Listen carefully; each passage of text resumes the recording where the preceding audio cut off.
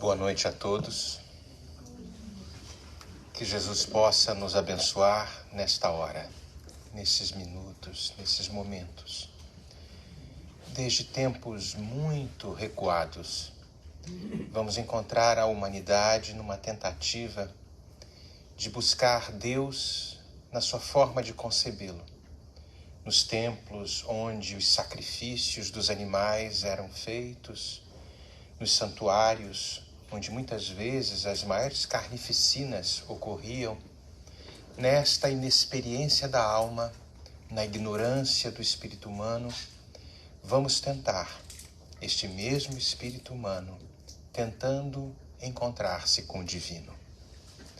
Caminhando um pouco mais adiante, talvez 10 séculos antes da era cristã, vamos encontrar o rei Salomão, filho do rei Davi, iniciando aquelas primeiras construções onde o templo de Jerusalém tomaria proporções inimagináveis, com possibilidades que ainda estamos por descobrir.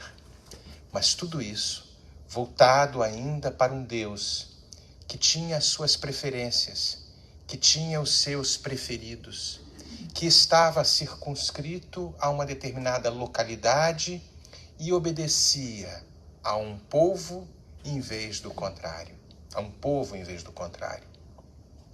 Este mesmo templo de Jerusalém, que situa-se hoje na cidade de Jerusalém, só uma pequena parte, quase 6 séculos depois, aproximadamente no ano 587 a.C., vamos encontrar um dos sanguinários babilônios, Nabucodonosor, que o destruiu praticamente completamente. O mesmo templo de pedra que outrora havia sido erguido para vislumbrar um encontro com o divino, com o Deus. O povo hebreu, na época, era o único povo monoteísta, pois todo o resto da humanidade tinha suas concepções ainda muito distanciadas de uma potência única, de uma suprema inteligência que seria, sem dúvida, o grande arquiteto do universo. Mas mesmo com estas possibilidades de entendimento, abraçando a ideia do monoteísmo, ou seja, um só Deus, eles também vislumbravam a capacidade de, entre aspas, aprisionar Deus dentro de um templo de pedra. Nabucodonosor nos mostra, então, nesta grande rebelião, onde o povo hebreu ficou totalmente submetido a situações de escravidão, com o seu próprio templo sendo destruído. Passaram-se alguns séculos mais, e as vozes do mundo espiritual deixaram de fornecer algumas mensagens àqueles mesmos hebreus, aos profetas do Velho Testamento, causando de uma certa forma uma espécie de descontentamento e uma sensação de que Deus havia completamente abandonado aquele povo que havia o elegido como Senhor do Universo.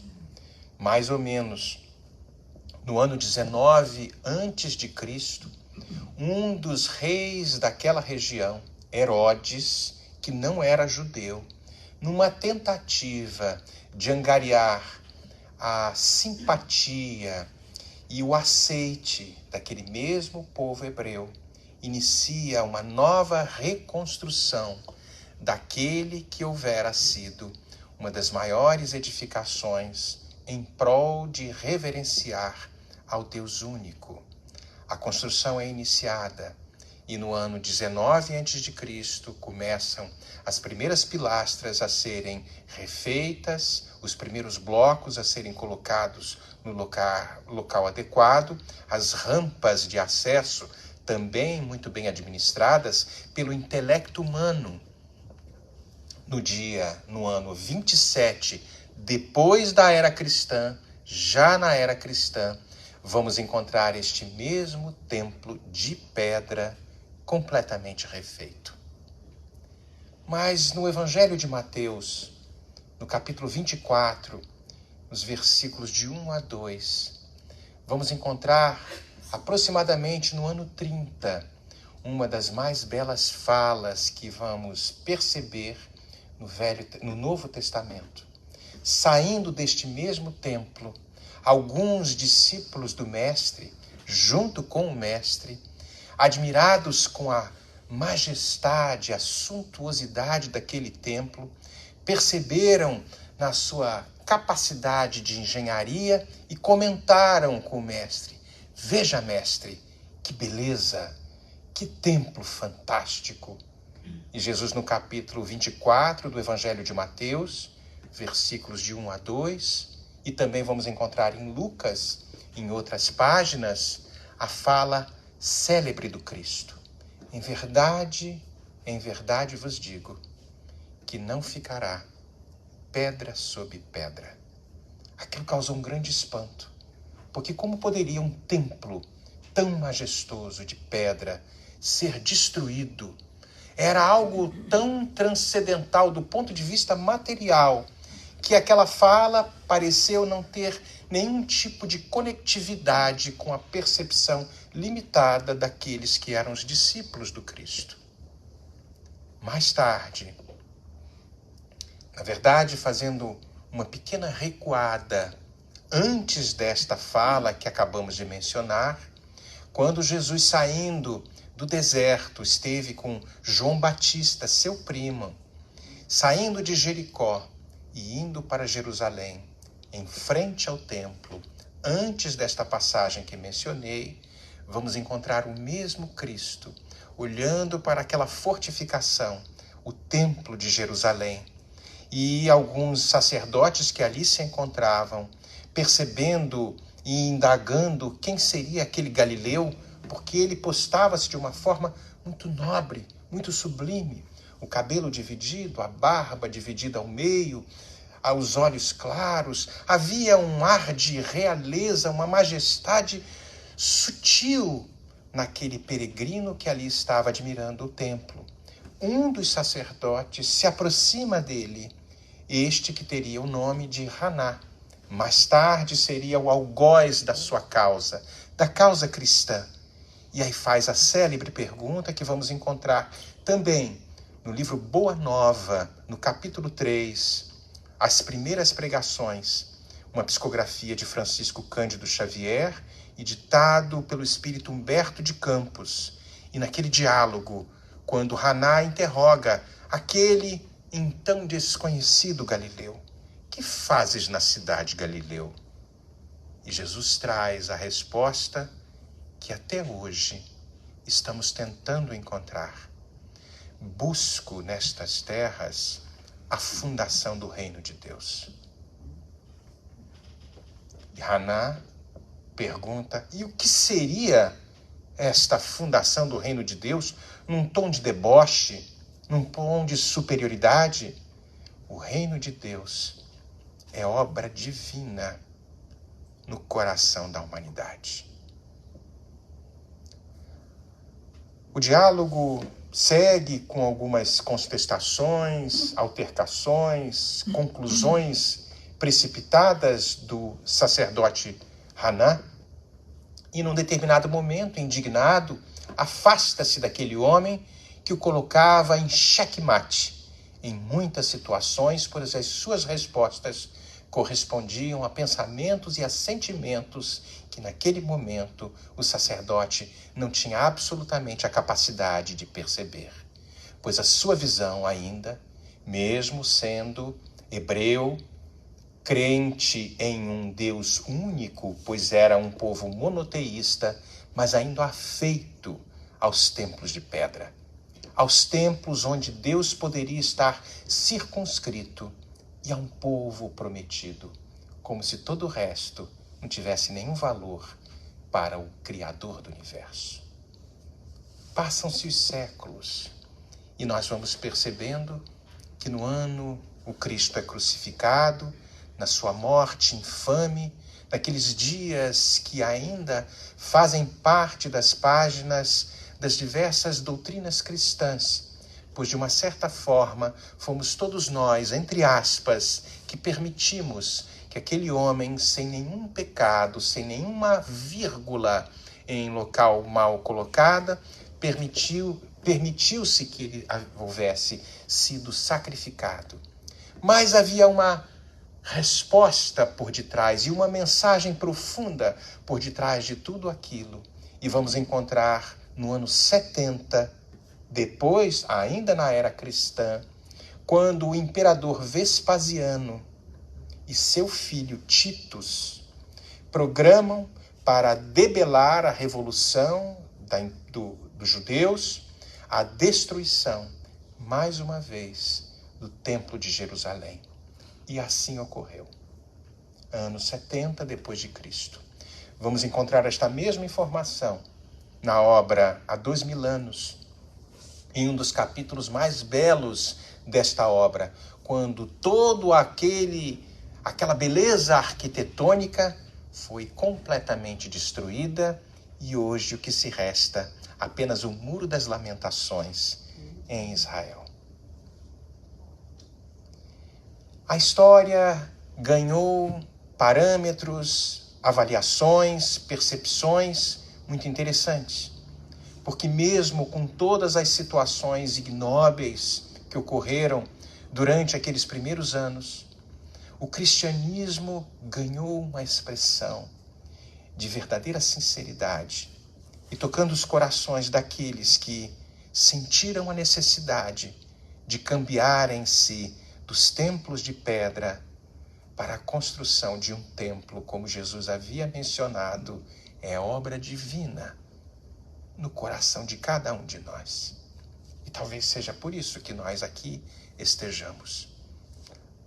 Percebendo, logicamente, na limitação das minhas falas e tentando, de alguma forma, fazer algum tipo de raporte com os corações que me assistem e com meu próprio coração, nesta tentativa de edificar algo que talvez tenhamos negligenciado nos séculos incontáveis de sofrimento, como vamos também perceber na obra 2000 anos, quando o senador Públio Lentulus, que orientou Titus, o filho do imperador Vespasiano, fornecendo as informações necessárias para conhecimento de um pouco mais do povo judeu e a destruição do templo fosse algo eficaz e bem resolvida.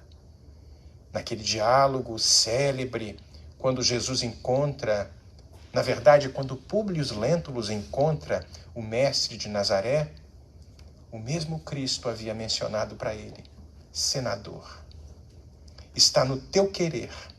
E quando ele fala isso, está no teu querer, parece que ele está apontando para mim e para todos nós. Vou transformar um pouquinho esse diálogo.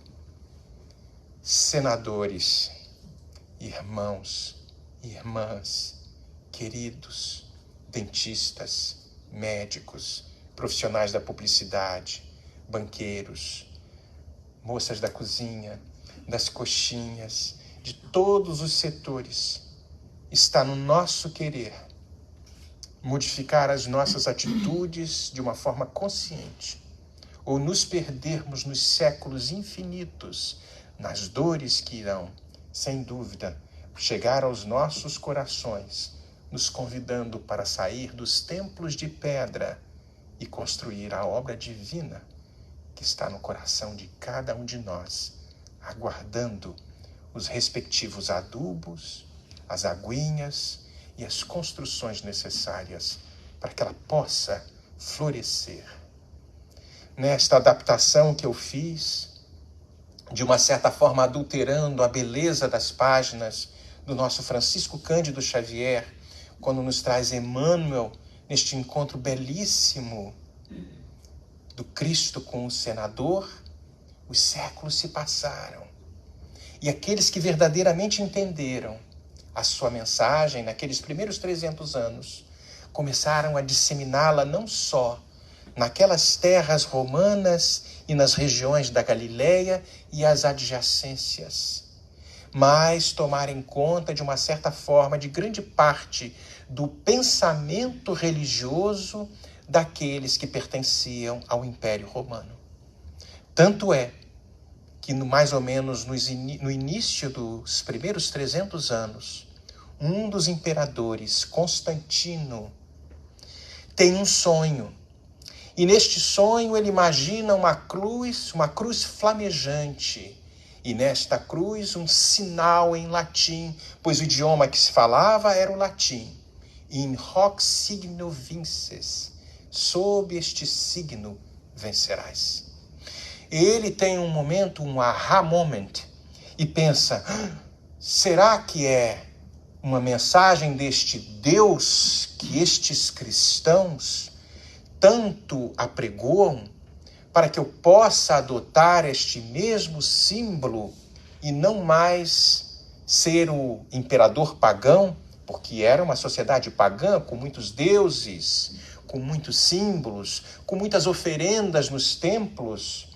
E ele, imediatamente, ao despertar, tem aquilo como se fosse uma espécie de uma mensagem. O Império Romano dividia-se em parte oriental e parte ocidental, e ele, tentando unificar as duas porções do Império, demanda que todos os escudos, todas as espadas, todas as bandeiras tivessem o símbolo da cruz. Logicamente que era algo exterior, porque o Cristo nunca ordenou que houvessem guerras de irmãos contra irmãos. Mas, por acaso, entre aspas, ele vence a batalha.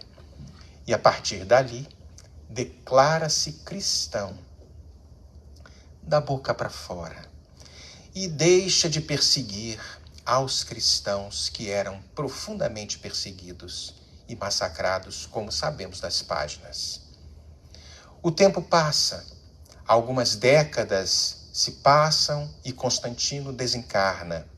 E vamos ver na figura de Teodósios, outro imperador, a concretização e o estabelecimento da doutrina cristã como religião oficial do Império Romano.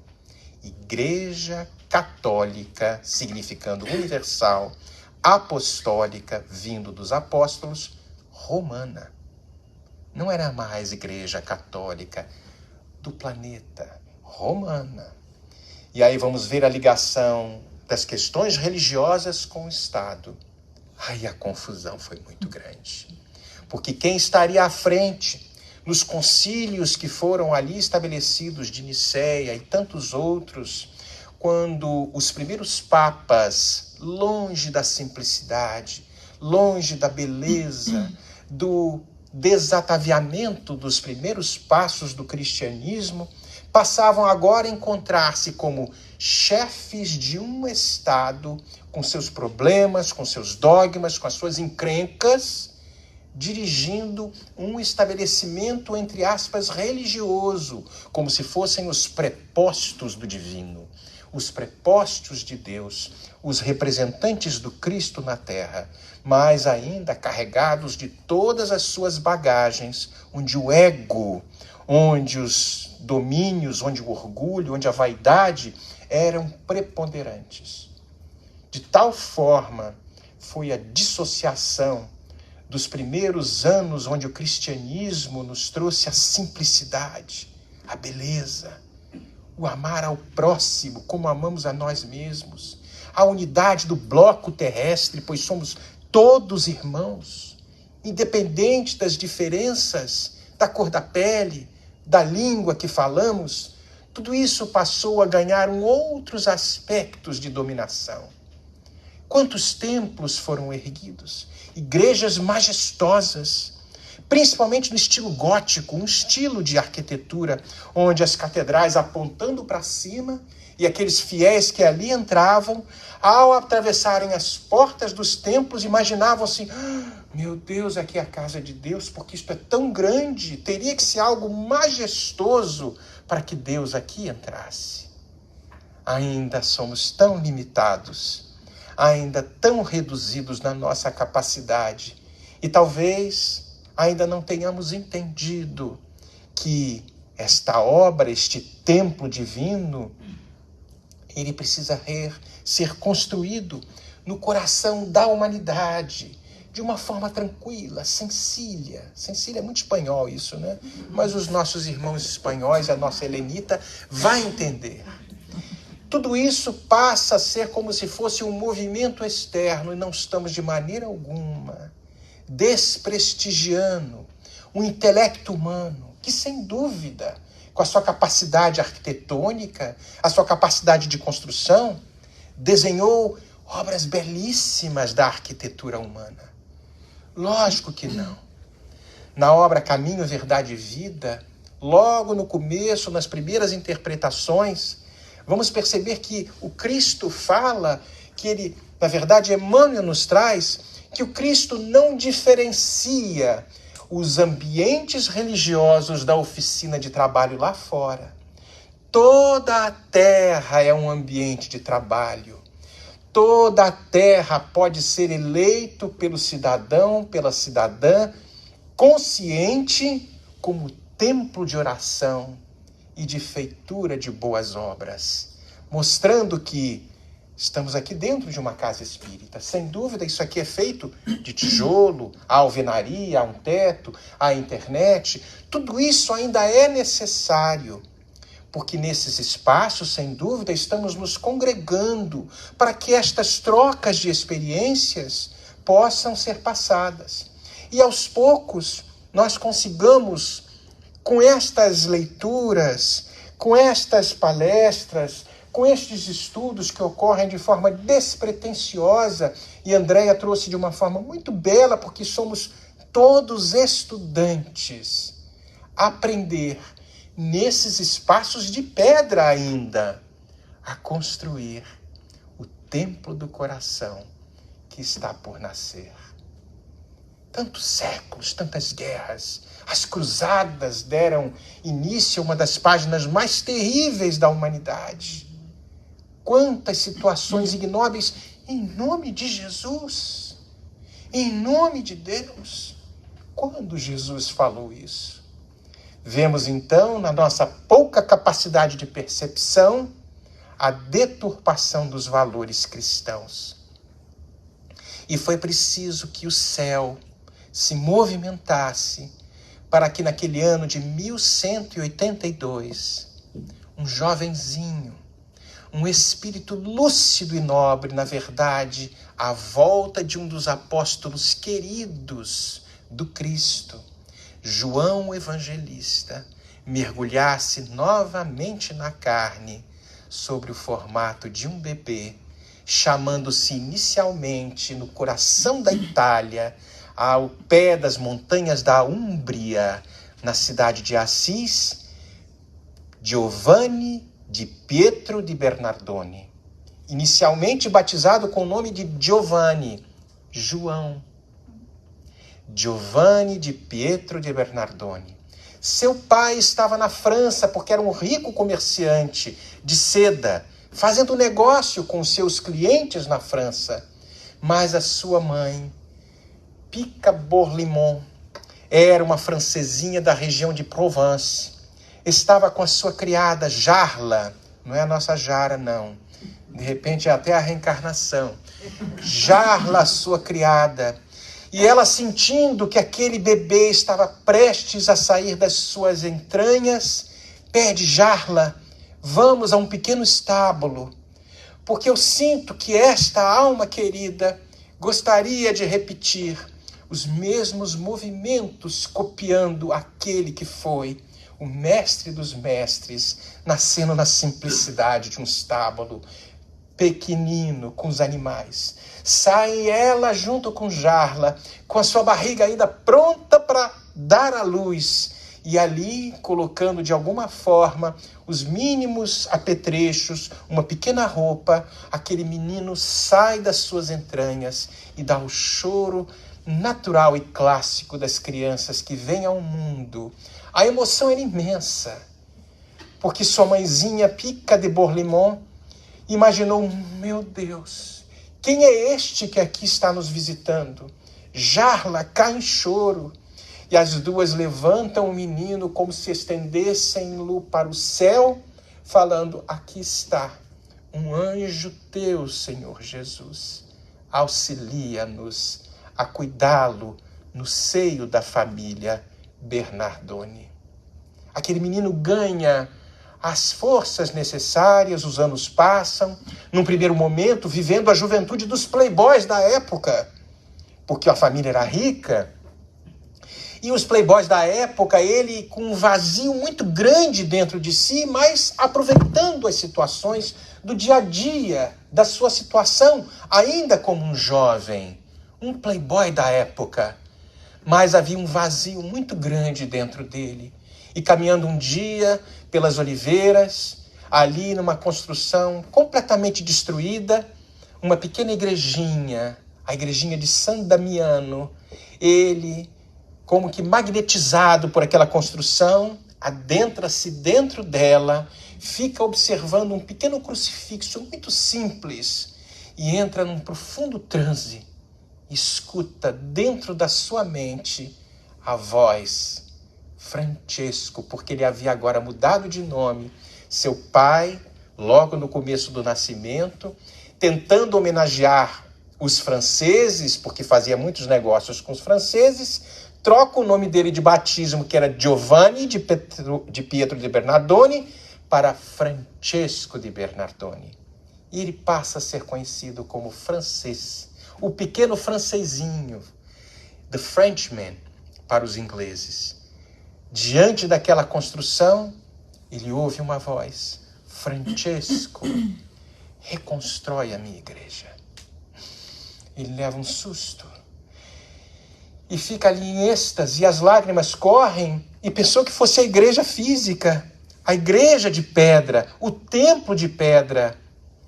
E num movimento absolutamente que talvez nos escape a compreensão, e os filmes, e as literaturas, e as biografias são as mais diversas possíveis, ele abandona todos os seus haveres, despe-se em frente à praça principal da cidade de Assis, entrega as roupas para o pai e fala: deixa eu seguir.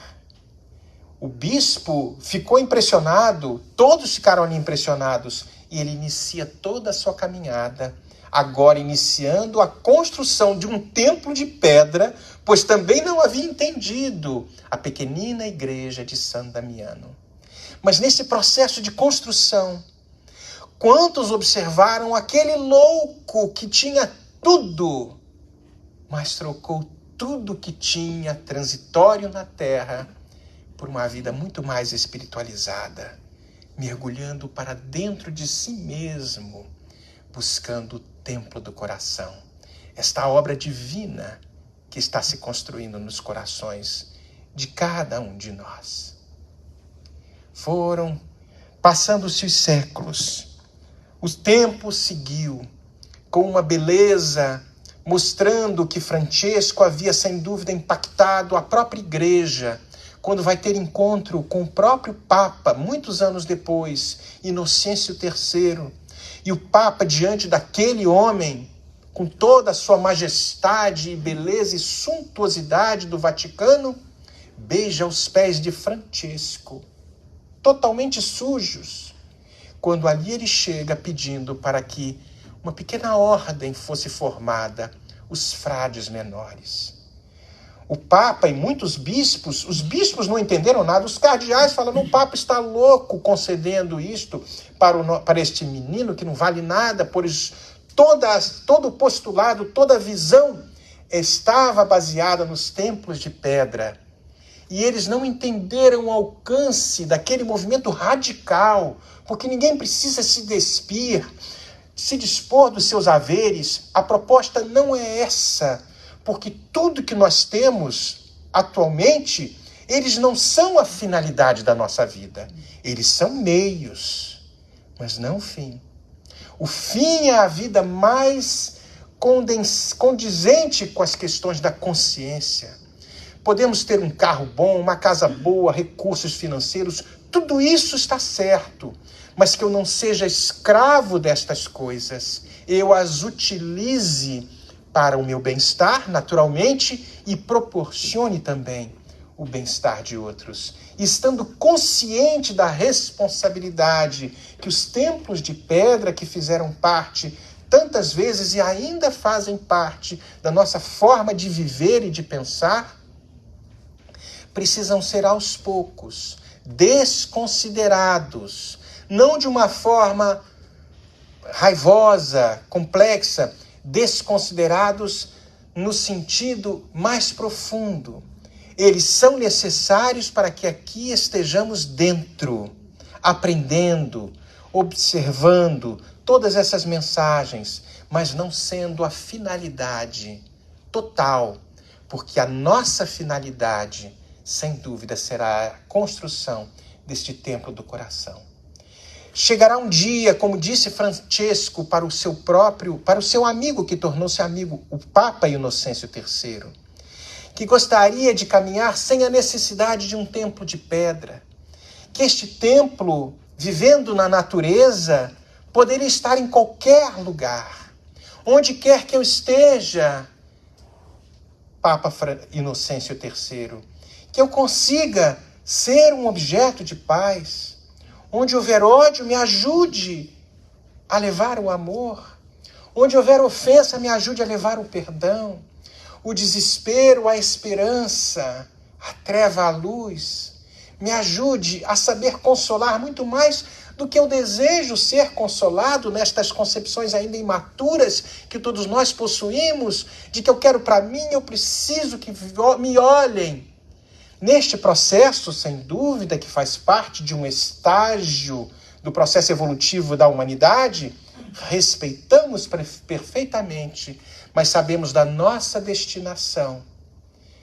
No capítulo 18 da obra Evolução em Dois Mundos, psicografada por André Luiz, num dos capítulos mais belos, no capítulo 18, André Luiz, fala da evolução do amor. Que existem aqueles que ainda anseiam ser amados a qualquer custo, encontrando-se na horizontalidade das coisas terrenas.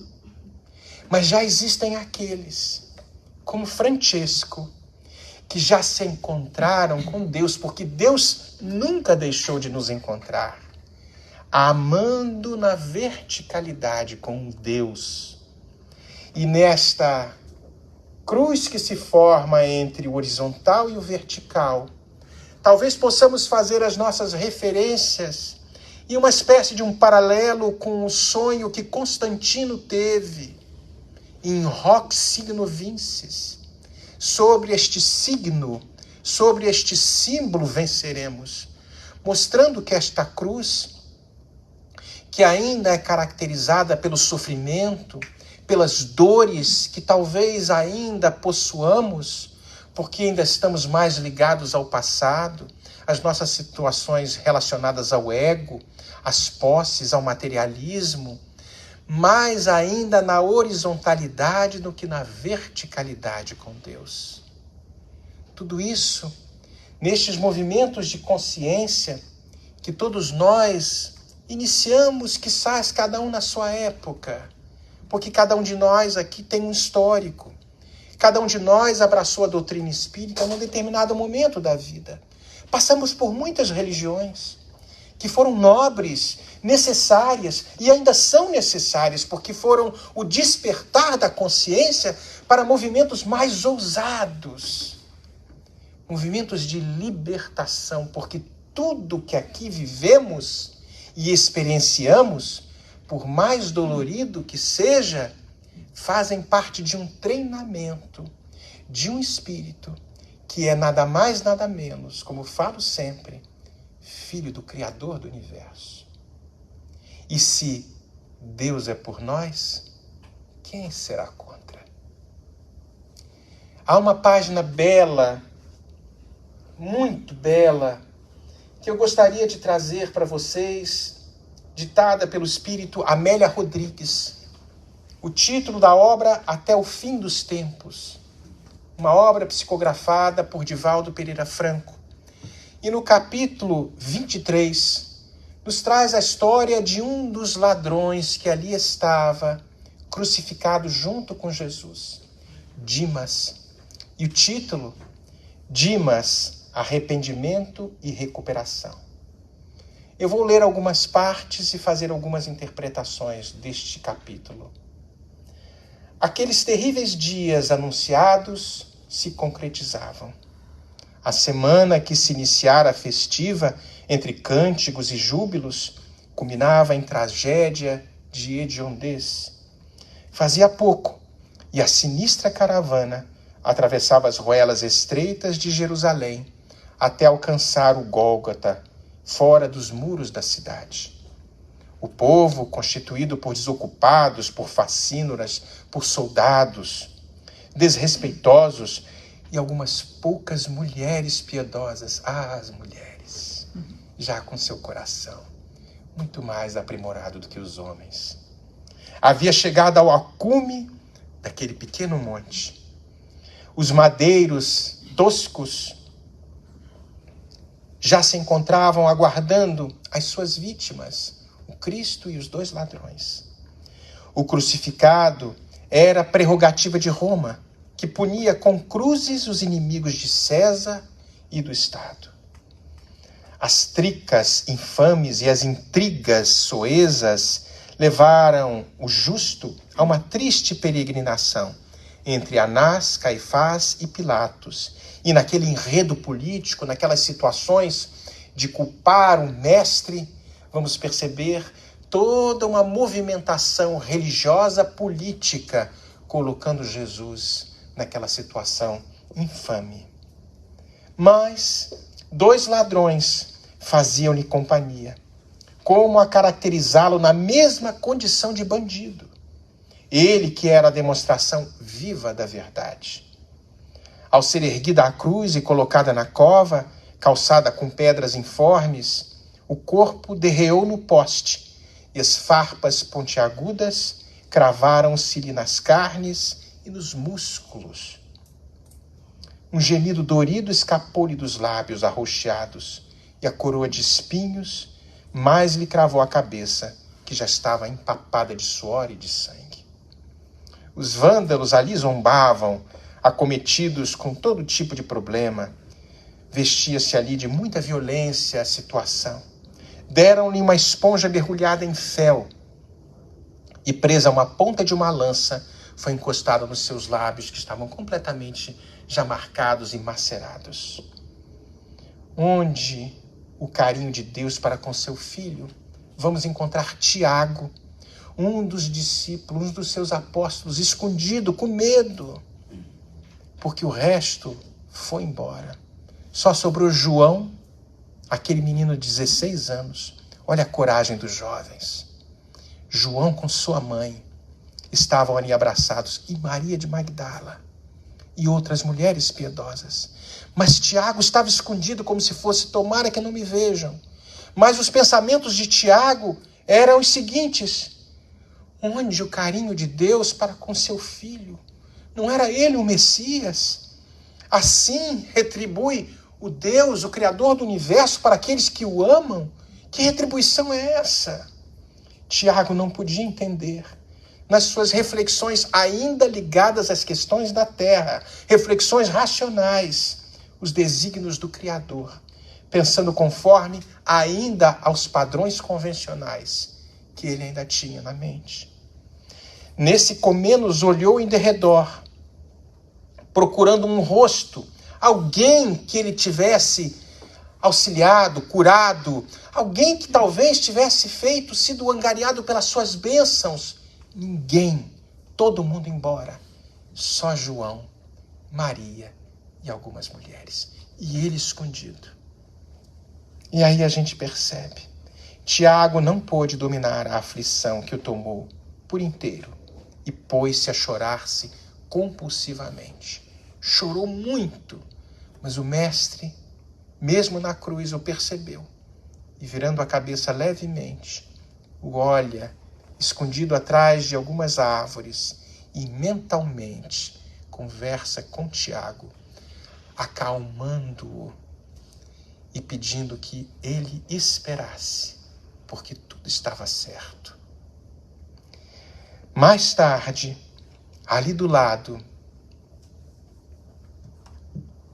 Dimas, um dos ladrões, aquele que era um ladrão conhecido, e ele, profundamente choroso, olha também para toda aquela região ali embaixo, tentando encontrar algum rosto que fosse familiar. E ali estava sua mãe, Tamar, e sua noiva, Esther. Olhando para sua mãe, começou a fazer uma reflexão da sua vida. Quando a sua mãe havia quantas vezes dado tantos conselhos para que ele não fosse um ladrão, para que ele se refizesse a vida, porque órfão desde cedo, lembrou e fazendo esta retrospectiva começou a perceber, meu Deus, quantos conselhos eu relevei da minha mãe. Quantas vezes essa mãe tentou me enquadrar, me colocar numa situação onde eu pudesse ser uma pessoa melhor. E eu negligenciei, por livre e espontânea vontade, todos esses conselhos. O arrependimento era imenso. E sua mãe, numa troca de olhares com Dimas, como que trocando os olhares nesta comunicação não verbalizada, cai também em choro profundo. Maria, que estava do lado, abraçada com João, percebe aquela mulher que chorava compulsivamente e com os passos um pouco trôpegos, vai caminhando até ela e a abraça. Aquele é seu filho? E Tamar fala, é meu filho, Dimas. Fique calma. As duas se abraçam. Mais um tempo, mais alguns minutos se passaram. E o mesmo Dimas olha para Jesus e fala, Senhor, tu não tens culpa.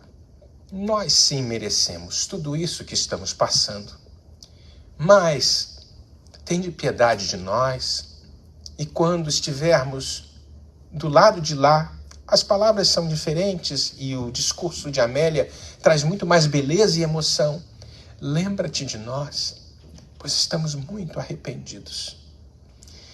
E Jesus, naquela fala externa com os lábios, meu filho, em verdade, quando tudo estiver consumado, estarás entrando no reino dos céus junto comigo.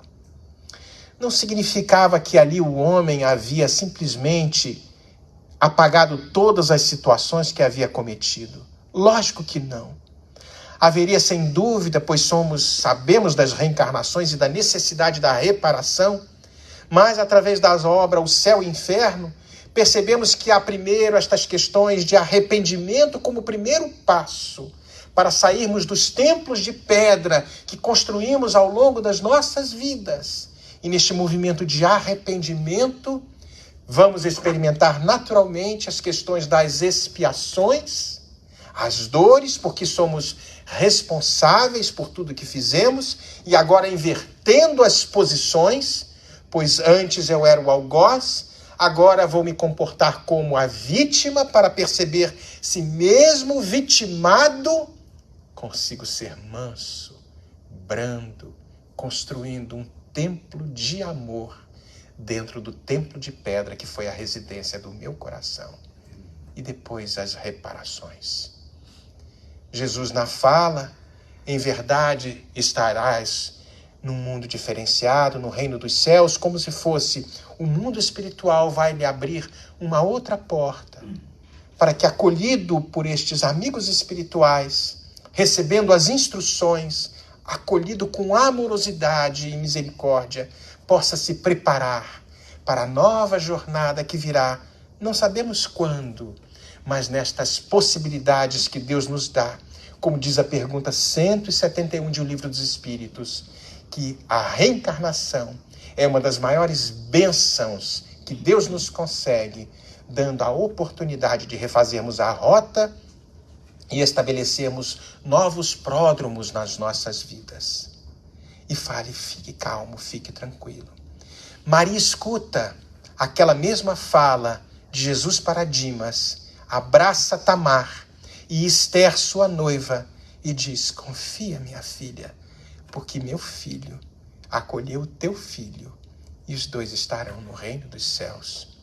Acalma-te. E aquelas mulheres piedosas abraçam-se, já tendo a consciência de que toda a transitoriedade, toda a maldade, toda a iniquidade que encontra-se na terra são situações temporárias, porque o verdadeiro reino, voltando às primeiras pregações no capítulo 3 do livro Boa Nova, é a obra divina construída no coração de cada um de nós. Está por se estabelecer esta igreja, este templo, este tabernáculo, dentro do coração de cada um de nós. Demos o nome que quisermos, frequentemos as doutrinas religiosas que quisermos. São estágios necessários para o despertar da consciência e prepararmos um dia o grande salto que vai nos consolar, vai nos consagrar aqueles que auxiliam em plano maior as obras de regeneração, de bondade e de benevolência para toda a humanidade. E repetindo as palavras do jovem Francesco Bernardoni, naqueles tempos difíceis que talvez façam parte das nossas vidas atuais, pois de uma certa forma escutamo-lo novamente repetindo: Senhor, faz-nos de todos nós instrumentos de tua paz. Onde houver ódio, ajuda-me a levar o amor. Onde houver ofensa, o perdão. Onde houver desespero, a esperança. Onde houver dúvida, a fé. Onde houver trevas, a luz. Ajuda-me, Senhor, a consolar muito mais do que ser consolado. Compreender muito mais do que ser compreendido. Amar muito mais do que ser amado. Pois é dando de cada um de nós um pouco do nosso coração, é que recebemos do coração excelso da criação do universo. E é morrendo para este templo de pedra que ainda habita dentro de cada um de nós, que iremos construir o templo da vida eterna para todo sempre, para todo sempre. Muita paz e que Jesus nos abençoe.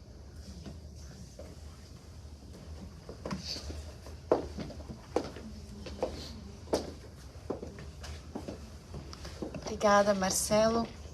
Profundamente tocados. Agradecemos também aos que acompanham online, inclusive a sua mãezinha e a Sil, que estão assistindo. E vamos nos despedir então, para a gente poder passar para os passes, pedindo a todos que permaneçam